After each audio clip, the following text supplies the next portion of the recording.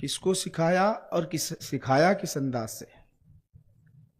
اس انداز سے اللہ سبحانہ و تعالیٰ نے سکھایا. دیکھیے، اِنَّ عَلَيْنَا جَمْعَهُ وَقُرْآنَهُ، اِنَّ عَلَيْنَا جَمْعَهُ وَقُرْآنَهُ، ہماری ذمہ داری ہے کہ آپ کے سینے اقدس میں حبیب قرآن کو محفوظ کرنا ہماری ذمہ داری ہے. اللہ ارشاد فرماتا ہے، ورنہ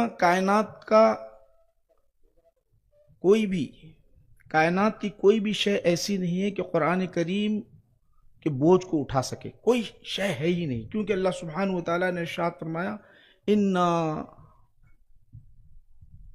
لو انزلنا هذا القرآن على جبل لرأيته خاشعا متصدعا من خشية اللہ.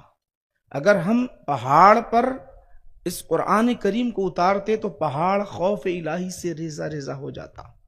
وہ بوجھ سینہ مصطفیٰ ہی اٹھا سکا، اور انہی کے تصدق سے امت کے افراد جن کو اللہ نے انتخاب فرمایا ان کے سینے میں ان کے تصدق سے یہ نعمت ملتی گئی. الحمدللہ آج آپ 15 حفاظ کو آپ نے دیکھا، ان کی دستار بندی ہوئی. اب یہاں ایک بات آپ کو عرض کروں، دستار بندی یہ جو ہے محشر میں ان کے والدین کی ہوگی، اور جب قبر سے اٹھیں گے سب سے پہلے اگر دستار بندی اگر کسی کی ہوگی تو سیدنا ابراہیم علیہ السلام کی ہوگی. یہاں گستاخ بہت سارے گفتگو کرتے ہیں، میں آپ کو یہاں بات بتلانا چاہتا ہوں تاکہ آپ کے ذہن میں بیٹھ جائے. بخاری شریف کی حدیث پیش کرتے ہوئے سب کے سب سارے کے سارے انسان جب اٹھیں گے تو برہنہ اٹھیں گے، ننگے اٹھیں گے، کپڑا جسم پر نہیں ہوگا. صحابہ نے حضور کے دربار میں عرض کیا، یا رسول اللہ پھر برہنہ ہوں گے مرد عورت تو کوئی کسی کی جسم کو دیکھے گا نہیں، کیوں کوئی کسی کے جسم کو دیکھے گا نہیں. یہاں ایک مسئلہ بڑا اہم ہے. سب سے پہلے کپڑا پہنایا جائے گا تو سیدنا ابراہیم علیہ السلام کو پہنایا جائے گا. تو یہ جو ہے کپڑا برہنہ ہونے کی وجہ سے نہیں، بلکہ جس طرح آج اعزاز کے طور پر حفاظ کرام کو جو پہلے سے کپڑا پہنے ہوئے ہیں انہیں جبہ جو پہنایا جائے گا وہ سیدنا ابراہیم علیہ السلام کو پہنایا جائے گا. اس کی تشریح کرتے ہوئے برہنہ ہوں گے نعوذ باللہ، اس طرح انبیاء کے ساتھ ذہن رکھنا یہ بے ادبی ہے، اس لیے وضاحت کر رہا ہوں.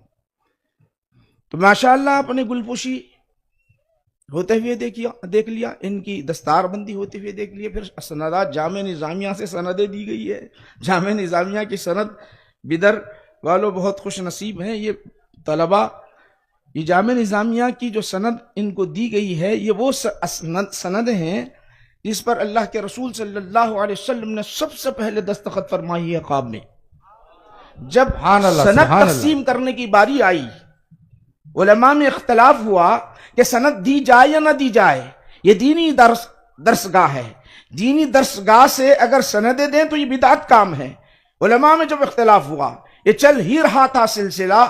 اب سند دینے کے ایام بالکل قریب آ گئے، سندیں رکھی ہوئی ہیں، کوئی بھی دستخط نہیں کر رہا ہے. کیوں نہیں کر رہا ہے؟ اختلاف علماء کے درمیان ہے. اس زمانے کے ایک عالم دین، ایک اللہ والے کے خواب میں اللہ کے رسول صلی اللہ علیہ وسلم تشریف لاتے ہیں. جو سندیں رکھی ہوئی ہے، حفاظ علماء مفتیان کرام کو جو دی جانے والی ہے، سب سے پہلے میں دستخط کرتا ہوں. اللہ کے رسول صلی اللہ علیہ وسلم نے جامعہ کے فارغین کے سندوں پر اگر دستخط کی ہے تو اللہ کے رسول صلی اللہ علیہ وسلم نے کی ہے. سبحان اللہ، سبحان اللہ. سندیں انہیں دی جا رہی ہے ماشاءاللہ.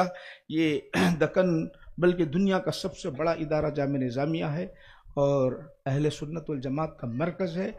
اللہ کا کرم ہے، یہ جامعہ ہاشمیہ کے اندر جو تعلیم ہو رہی ہے، جہاں حفظ کی تعلیم ہے وہاں عشق نبوی بھی سکھایا جاتا ہے، پڑھایا جاتا ہے.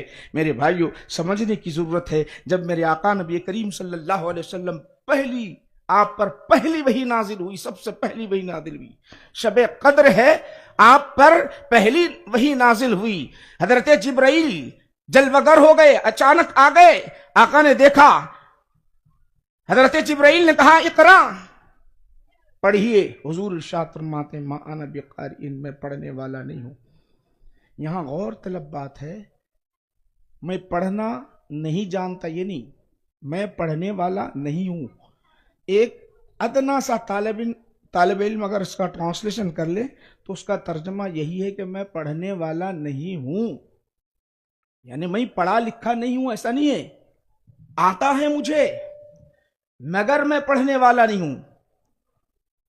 ایک مرتبہ نہیں، دو مرتبہ اقرا، بخاری شریف میں اقرا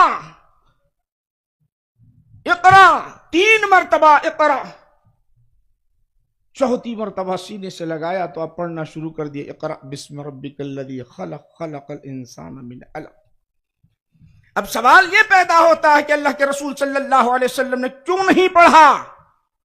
کلام الہی ہے. صدر الشیوخ علیہ رحمت الرضوان جامع نظامیہ آپ فرماتے ہیں